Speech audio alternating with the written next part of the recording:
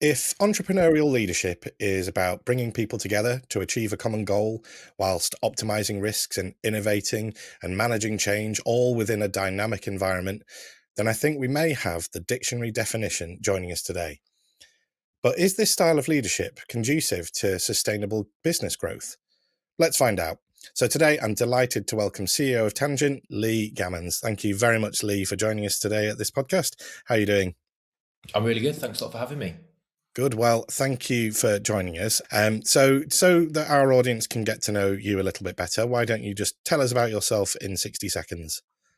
Sure. Don't know how far back to go, but I'm originally from Yorkshire. Moved around a bit as a child into lots of sport and music, which I think is good for working in teams in later life.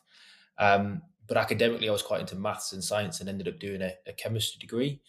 Um, from there and getting into work, I spent some years in and around professional services and consulting and into quite corporate worlds, to be honest, not always the most entrepreneurial, before moving into more technology and digital industries. I actually worked for an independent business who had just been bought by a global marketing comms business, WPP, when I was about 28. I did 4 years there, kind of growing the business as we had some quite big growth plans. Before taking over as CEO from the founders who set it up, which was an interesting challenge. Hmm. During that time, I became a dad, both a human and a dog dad, and became more entrepreneurial in my outlook generally. The industry I was in was growing like mad, technology, marketing, digital. So we had to think a bit differently to how we did stuff.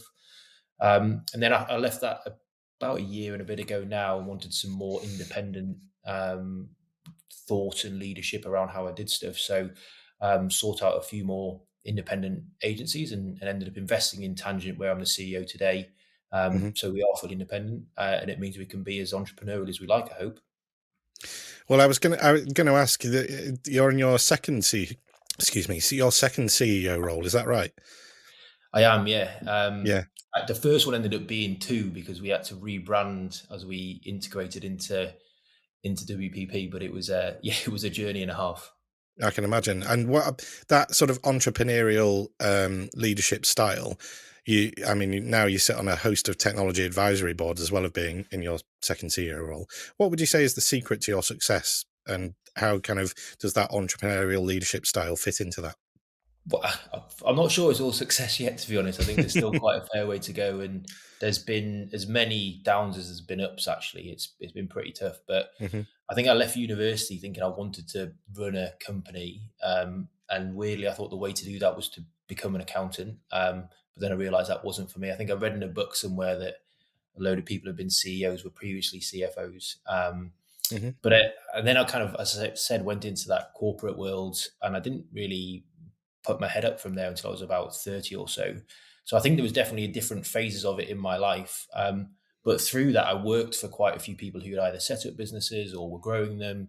And I came across two different sorts of that entrepreneurial leader. I think there's the ones that can get a company from one person to say 30, 40, 50 people. And they're kind of like them against the world, very scrappy, hard nosed, quite directional in their leadership style of we're going here, everyone follow. And then I think there's the 50-person plus, which is kind of scaling it, and you need more clarity of the vision, but enabling others to come with you and growing teams and building trust. And I think that when you ask about entrepreneurial leaders, I've come across those two, and there's not many people I can come across who've spanned both sides of it. I'm definitely, I think, more of the latter. Mm. But it is interesting when you actually break it down. Of the ones I've come across, I think there are those two different flavors of it. The ones that really are the initial starters and the scrappy fighters, and the ones that can take it to much bigger heights. And I want to kind of explore that a bit more about the kind of characteristics of leaders, I suppose, in this industry. So I've got a stat here that in 2018, the British Interactive Media Association, excuse me, listed you as one of the top 100 individuals shaping the future of Britain's digital industry. And since then, you've kind of gone on to mentor and judge for the next generation of that same the BMI the Beamer 100. From what I can gather, this list kind of isn't just about project success. It's kind of about individuals who are shining as leaders pioneers and entrepreneurs and change makers, what would you say are those key characteristics that make leaders stand out in this fast-paced industry? Yeah, it's an interesting one because there's a whole host of everything in some of those lists. There's some people who've started businesses, people who are growing them, people who are just who have brought something new to market. But I think Mm, the one thing that industry is it's incredibly trend based. There's something new every week, every day, pretty much. And so the industry and the market, they'll often seize on something, and you've got to make sure that you're not a bit of a magpie picking up something shiny and running off and saying it's the best since sliced bread. You've got to make sure that you understand some thought behind it, have some principles of how you're going to do business with the new thing and what it's going to actually mean for you and your organization. So I think the one of the things that really stands out for the people in those lists and the people who are part of those societies is building something that's enduring or lasting in a world where trends seem to come and go pretty quickly. And I think that some of the best people I've ever met in the industry, they all have that in them. They all kind of are thinking of something in the long term for, even though there might be something that's come out in the last week or so, they're thinking about what it might impact a business or their clients mm, in the next 1, 2, and 3 years.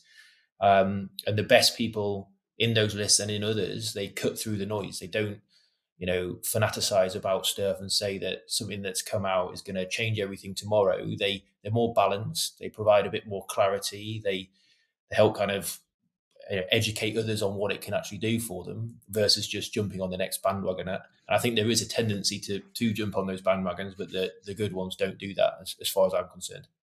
well, as an example of one of those trends that you've mentioned, having you on here, I couldn't not ask you about your thoughts on AI and Chat GPT Of and those kind course. of things. Well, so I mean, firstly, how's it kind of fit or not fit to your world, and what do you see as the future for it? Well, that's a big question. It massively fits in our world. So, in Tangent, we build digital products. So there's a fit around every single service that we have, from coding and developing through generating designs and ideas, concepting. All these things are things that can be assisted in some way by AI, and it's something that we're taking extremely seriously. I think everybody Mm, should do across the industry. So we've this week, I know we're briefly talking about this. This week we've actually got an AI hackathon across the whole business where every single person in the business will be contributing to a topic or other and seeing how they could solve that problem with generative AI. Now, we did that as a bit of kind of a reason to get everyone together and for us to think as a group and to figure out some potential ideas. But it's also because it's impacting every part of our industry, and we don't want to just go onto a fad or onto a trend. We want to apply it to our business. So we're spending a huge amount of time investigating it. And look, I think it is going to change a lot of the world as we know it. mm, Particularly roles and industries that can use it in that assistive manner they'll benefit more. I think in many ways there'll be, I think, a lot more thinking than just the doing of things. A lot of the doing could be done in many ways by some of these tools. mm, Um, so yeah, it's interesting. I think the opportunity and the risk side of things is what everyone's kind of weighing up at the moment. But I'm probably thinking about that a little bit less because I think it's going to happen anyway. So we need to get ahead of it and ensure that the checks and balances are happening within AI programs mm, to make sure that things are safe and are being done in the right manner. If we continue to develop it, I think it could do wonderful things, but we should put equal effort into mitigating or preventing the possible consequences that come along with it. And it's not one without the other. We need them both. It's going to be interesting. At the mm, moment, most AI is trained on publicly available data, but I think once you start going into personal data and other things are thrown into the mix, that's when it becomes much scarier for me. And it mm, needs to be managed much more carefully. But the only way we're going to get to that point of understanding it is spending more time investigating it. And I know I've gone on about this, but it feels like it's being taken more seriously now, albeit maybe slightly late. There was a awesome guy, he used to be called the godfather of AI, called Jeffrey Hinton, and who resigned from Google. It was on BBC.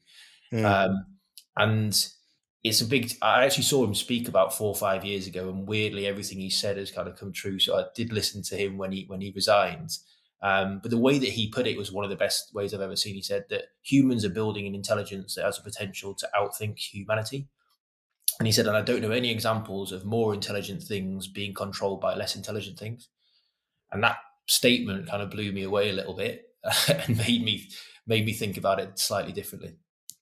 I think you've kind of hit a couple of nails on the head there in terms of AI's got that amazing use case for, like you say, repetitive or like in learning ways of doing things better when it comes to tech. I wonder if that. I mean, we've kind of touched upon it on another podcast episode about. I suppose the use of AI in a leadership context, when it comes to like and one example was about using it for peer reviews. And it's kind of like where like you say, we've got to figure out where the line is drawn for use cases for systems like that. And it's, do we try and utilize that software and that tech for, I guess, human interaction, human to human kind of uh well, leadership, I guess. So yeah, Yeah, and it's back to I that mean, it's thinking fast. versus doing thing, right? Like Yeah. if you're using it to just tick a box and do a review, then probably yeah, it could do and it wouldn't be very useful. But in those sessions, it's about listening and thinking Mm, as part of it. So I'd say that it's maybe not going to be the most important tool. But as you say, it's going to be interesting the applications for it. I saw an amazing advert the other day of a billboard around some scaffolding on a building site, and it said, "Go on ChatGPT, finish this." Then, and I thought that was a brilliant way to kind of outline some of the yeah, limitations at the moment. But yeah. like as I say, we more a case of we've got to keep on learning more versus Yeah. pretending it's not happening. It is an interesting dynamic at the moment, and the only thing I can suppose I can compare it to is, when I suppose computers and the internet started to become as big as, well, not obviously not as big as they were now, but we had this fear of computers and tech, and when it was back then, um, and I guess it's, yeah, how it's utilized is going to be super important. But it's nice to know that humanity's not on the brink of extinction just yet through computers. The robots aren't going to take over just yet. Hey, I might be wrong. Who knows? Well, who knows? We'll see in 5 years. Moving on then. So we've done some research recently with over 500 global CEOs and senior execs, and the number one driver of people engagement and retention is trust. And I would imagine that as a CEO, I've got no doubt that trust is something that's vital to you. What advice would you give to leaders who are managing change and need to build trust and keep motivation? Um, I think trust for me comes from having a level of honesty throughout all of the interactions that you have and trying to be fair. I mean, as authentic as you can be. I'm sure there's times when I've had to, withhold some facts or information, but you're not doing it because you're trying to be dishonest. You're trying to just give a clear picture. And I think in managing change, I've worked with different leaders where I've worked with one leader who would say, shoot for the stars and land on the moon.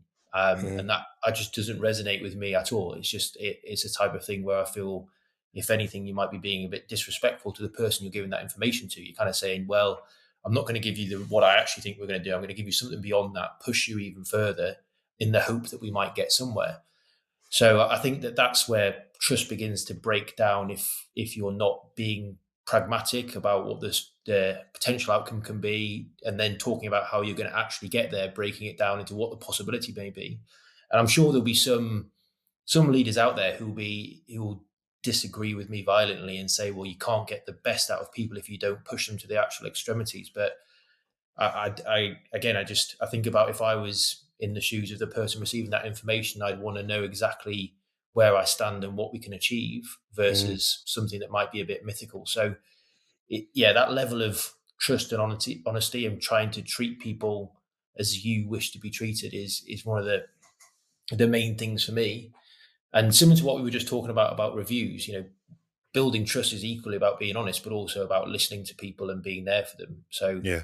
in my couple of roles as being CEO, we've done company-wide surveys, but not just about what people want to expect from us as a business, but like what type of work do you want to do? What type of clients would you like to have? How would you like to describe the business that you worked for to your friends down the pub, down the gym, whatever it may be.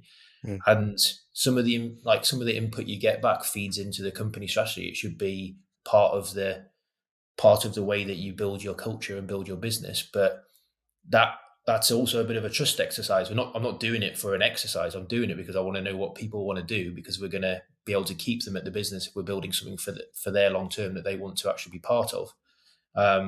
So I think, that trust, knowing that the best ideas might not always come from you, and being fine with that as CEO, I think is one of the best things. Employ better yeah. people than you and treat them as you wish to be treated, and I think you're going to be on the right path, to be honest. And it makes such a difference to know that people have that. And we, in a few other episodes, we talked a lot about belonging, and I think that the way that you can kind of ensure that people know that they can come to you with something or other, then that's going to, as you say, build that trust and build that, and people are more likely to stick around as a result of that. Yeah, and I think that bit goes on to the, because on these things, they're not all going to necessarily work out. So there's going to be some things where you're going through a change process, and some bits are going to go well and some bits aren't. Mm, But if you're honest throughout it all, you should be able to be candid on the progress that you're making and how you're doing and whether you need to change things or not. And I think that there's a bit of a myth that, someone should have all the plans and all the solutions. I think someone should be quite honest about, well, we've tried these three things, these two haven't worked, but this one has, and let's change the other two. I think that that's a much more respected leadership position, particularly these days, than maybe it was in a few years ago. mm. Well, I'm curious to kind of learn a little bit more about you and your sort of leadership and challenges that you maybe had to face over the years. So looking back on your career, what would you say that are some of the biggest challenges that you've needed to lead through, and kind of how did you navigate that? Yeah, I mean, it's not very original, but COVID in 2020 probably Sure. tested me more than anything else I've come across in my career. I became Were you CEO. CEO then? Yeah, well, about 3 months before it hit. So Yeah. unofficially about 5 months before, and then yeah, officially I became CEO at the start of 2020, and then we closed our office, I think 17th of March. Um, so it was a bit of a baptism of fire. And then and I was only like 32, so I was pretty inexperienced generally. And there was a load of other things thrown in the mix. So we actually moved to a new office that I learned this the hard way, but I kind of rubbished the old office a bit. I was like, it's going to be this amazing new place we're going to. It's going to be awesome. New start. We got a new board. We got new leadership teams. The co-founders are leaving, but we wish them the best. So it was all kind of like this new start, new office. Me leading the business. We had a new corporate strategy, which again, that's the survey I was talking about, where we asked everybody what we want to do over the next 3 years. We built out this awesome plan. And then, yeah, 10 weeks into it, it kind of got all set on fire pretty much immediately. And I know it was the same for everyone, but like I don't know, I had such little experience of being a CEO, never mind being a CEO in a crisis. And Mm, we, had some awesome people around me, particularly in our business and in our leadership team. The guy who was the COO, we kind of took over from two co-founders together, and we yeah. wanted to replicate that. So we had two people who were kind of running it. And although on paper he reported to me, we wanted to run it as a team. So he was amazingly useful throughout all of this and helped me so much. But outside of the business, I didn't feel very comfortable asking for support or advice, because I already felt maybe a bit of a imposter syndrome, that I was a bit young to Right. maybe be doing the job, or I was too inexperienced and I shouldn't maybe ask for advice or ask for support, because I thought that was kind of the job to sort it on my own. So it was really tough, and we went through some hard times. Like, we quickly established what was important to us and for the survival of the business. We sat virtually in a room for what felt like days, talking about what we really need to do. Yeah. And we wanted to prioritize saving jobs over anything else. And one was because that felt like the right thing to do, but also there was a business decision at the end of it. We had a really highly skilled workforce that was quite hard to train and retain, that if we ended up losing them, then it would cost us in 2 to 3 years, if things bounce back. So it was quite a calculated thing that we need to do, on top of all of the damage it would have done to families that we supported, because we were maybe 500-600 people at that time.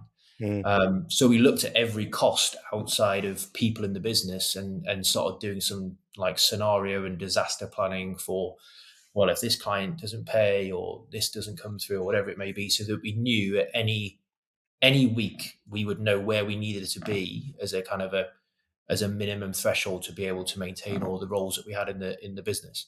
So mm, it was, yeah, it's like a massive change, and I think we all learned a lot about each other through that. And there was mm, some really difficult bits, but some really uplifting bits. The most difficult bit probably was going onto a company wide Teams call and telling everybody who had just said that the best office in the world that we've moved to, that we're moving back to the old office that I just said was rubbish 9 months ago.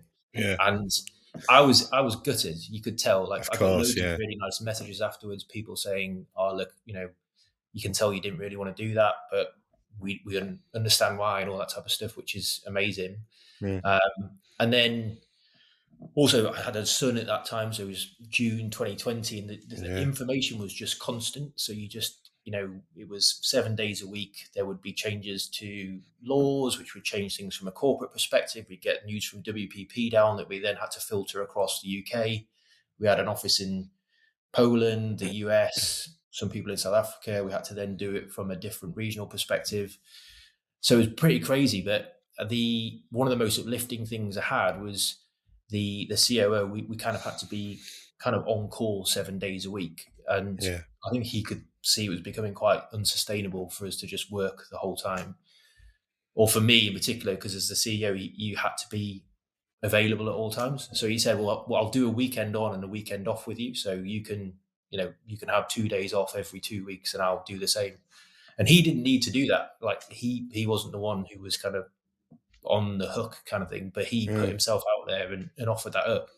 And I'll never forget that. It was like what was a real pit was actually a real high, and it was amazing. So there was some pretty low stuff, but there was some amazing highs throughout it. And I'm pleased we came out the other side, but it was tough, and we yeah, actually came out the other side with through all the changes in the business across the group. We ended up inheriting three other companies that ended up reporting into us by the end of the year. So we'd gone from feeling like we didn't really know what we were doing to having another business in South Africa, one in Hungary, and one in Poland, yeah, all which is about another 250 people reporting into us by the end of 2020, which was, going into the start of it, something that we could have never have imagined. So as I say, from what was some difficult times and literally planning people and disasters and what might happen, to gaining another 250 people, onboarding them all virtually before we'd even met them, and becoming their boss was kind of a crazy roller coaster. And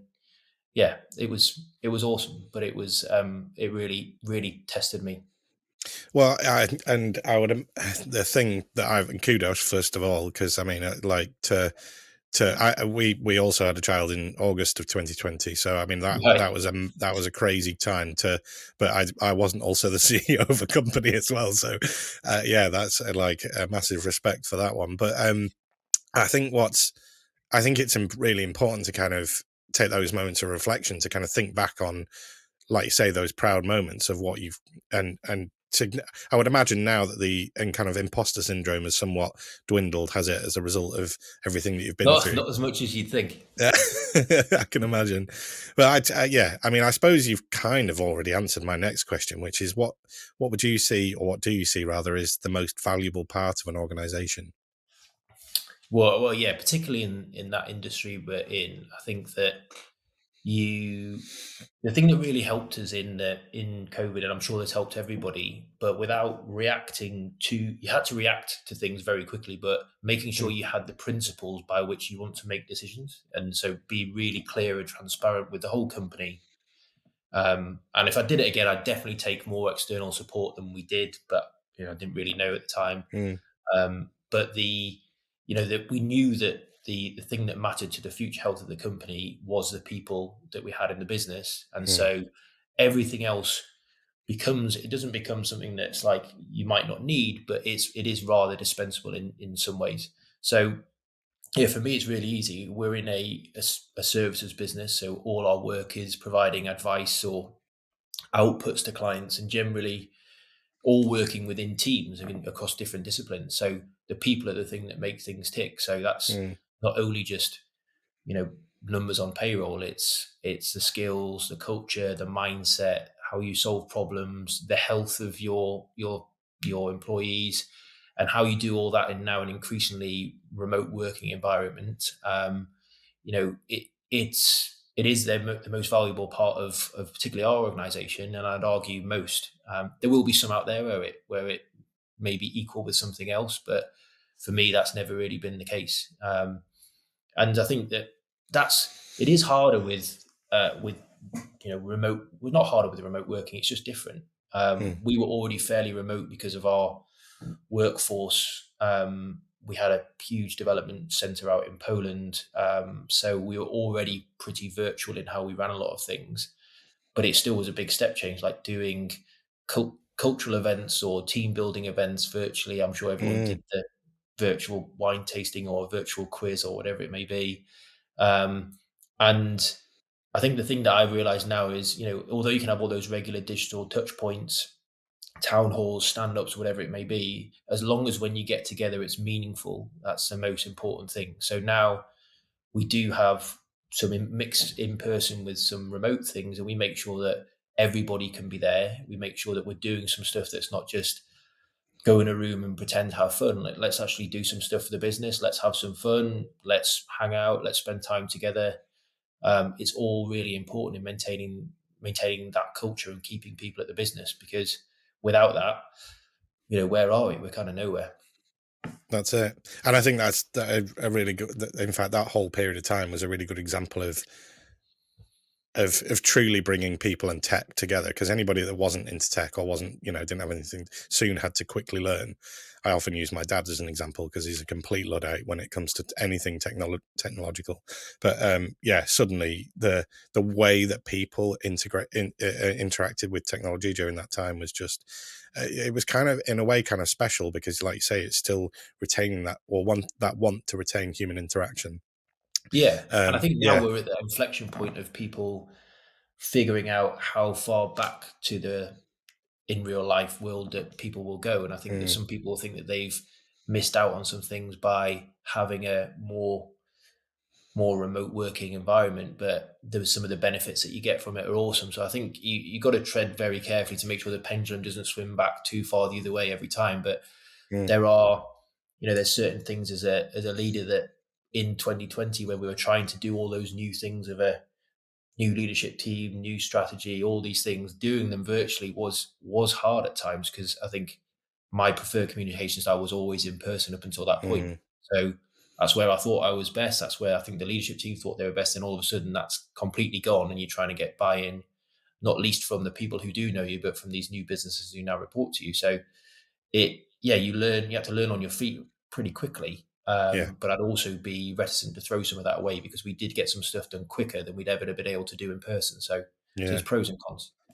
Yeah, I mean, we found ourselves in exactly the same place, as where we mentioned just before we hit record that, we're a business that's been around since 1980 and doing a huge proportion of our work, if, well, all of it at one stage was all face-to-face learning programs, experiential learning. And so, yeah, as soon as, as soon as we could not do that, then we had to think on our feet. So agility has been the key word for certainly for the past few years, I would think, even more so than ever. And we're sticking on kind of the theme of challenges. I suppose I kind of wanted to bring up sustainability and environmental issues and the climate crisis. And I think now I would say there's not a kind of a business leader that's out there that aren't haven't got the climate crisis in their radar in some way. And in fact, that survey that I mentioned before, that came up with some interesting data around that 34% of those surveyed said that environmental responsibility was one of their biggest challenges. Would you agree with that, or would you say there's a bigger challenge for leaders? Yeah, I think it is bigger, to be honest. I'd be interested to know who the other 66% are, because Mm, it's massive for us at Tangent, but it should be a major priority for every business. Our company values right now are based around people and planet. So everything on our website through to our employee handbook. They're the things that we talk about and we base what we want to do day to day. And I think one of the things that troubles me about this is so many businesses say similar stuff, but do they really do anything about it? Does you know, the proof's in the pudding? Are people Mm, saying it just to win more business? Is it a PR exercise? And I think the thing that we need to really focus on is make sure that people are accountable for what they sign up to. yeah. I can only talk from experience, but at Tangent we have things like tree planting programs, and we're working towards B Corp status. And we, from a CSR perspective, we clean up beaches over. We actually cleaned up one in Valencia, where one of our offices is last week. Oh yeah. Um, but the thing I'm actually the most proud of is we measure the carbon output for every single digital product that we build and that we release. So we track the computing power that it takes to either launch a homepage or whatever it may be. And we build our systems in a way to reduce the carbon footprint of them. Now, it's not actually, it's some quite smart engineering to do it, but that's something that's actually reducing overall emission versus offsetting things. And I think that's already where you're starting to get into sticky territory. We work with Mm, some of the big technology providers, Microsoft, Google, Amazon, and a lot of them talk about being carbon neutral by certain times, or they already are already. But a lot of their programs are either carbon offset or carbon capture versus carbon reduction. So although they're touted as, great, you know, push forward for humanity, they're not actually reducing the root cause of what the problem is. They're just saying, well, however big a problem this gets, we'll just offset it over here, which is not mm, really how the science backs it out. So you start getting to a point of, is that salesmanship, or is that something that is helping the planet? And I think it's similarly with the B Corp status. Although we are, I'll personally say I think it's fantastic, and I think it's, some businesses are really getting behind it, and I think it shows a real belief in trying to do something from a corporate perspective. But we've yeah. already seen businesses being kicked out of it for kind of not doing what they say they're doing. We've seen Okay. some FMCG businesses that use single-use plastics that are a member of the B Corp family. So it's probably better than anything else that's out there, but it's also very far from perfect. Yeah. I don't know. I think it's good that it's being talked about more, right? So that is a good thing, and it's on more people's agendas. I just like, for me personally, I want to know what the actual tangible thing people are doing to either reduce or monitor emissions versus just to say, even our own tree planting program. I think that's great that we do it, but the carbon monitoring of the things that we actually produce, I think it actually changes the planet much more. Yeah. Well, I think, and I think what you've been saying there has been really inspiring because, again, there are lots of people that, well, I would imagine that there are lots of people that are doing it as a sort of a greenwashing exercise. Yeah, But I think there are people like yourselves that are really being role models in that area. I mean, as we've kind of already touched on, even just cycling to work, albeit slightly hazardous, those small things, if other people kind of see, particularly influential people such as the CEO of a company, doing things like that because of the good that it's going to do, then they're going to follow with everything else that, and really invest in that culture. So I think that's really important and really worth acknowledging. um we've reached our last question, and which is, I hey, guess, yeah, and which we've asked this question of all our guests that have joined us on this podcast, which is that if you are starting afresh, what's the best piece of advice you would give yourself?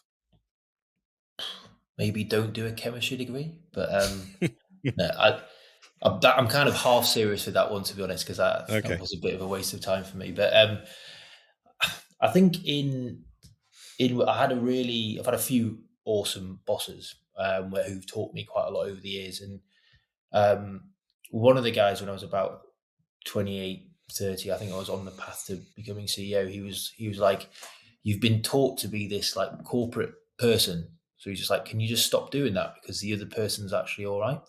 And I think what he was going through, that is like, find out what your principles and what your beliefs are as early as possible, and be cognizant of the fact that a principle isn't a principle unless it costs you something. So be willing to stand by it and say, well, actually, I believe that we should be doing this, and let's go in this direction. I think it took me 10 years of working pretty much to figure out what I'm passionate about and what I do want to do. Whereas I probably knew some of those things when I was 22, 21. So it would be, yeah, find out what actually really makes you tick. And I'm not one of those people who sits and says, "Oh, only do a passion because then it won't be a job," because I think there is a bit of a reality to some of those things. But Mm. understanding which side of the coin you're going to come out on, and how you feel about certain circumstances pay dividends in the long term. I don't have to think about a lot of the some of the decisions of our business when it comes to people and it comes to what we should be doing for the environment, because they're quite ingrained into my own beliefs anyway. So should have figured that out a lot earlier, and it took somebody literally sitting me down, telling me to do it, to make me do it. So I wish I'd have had that conversation quite a lot earlier, to be honest. Well, yeah, I mean, it's the benefit of hindsight, isn't it?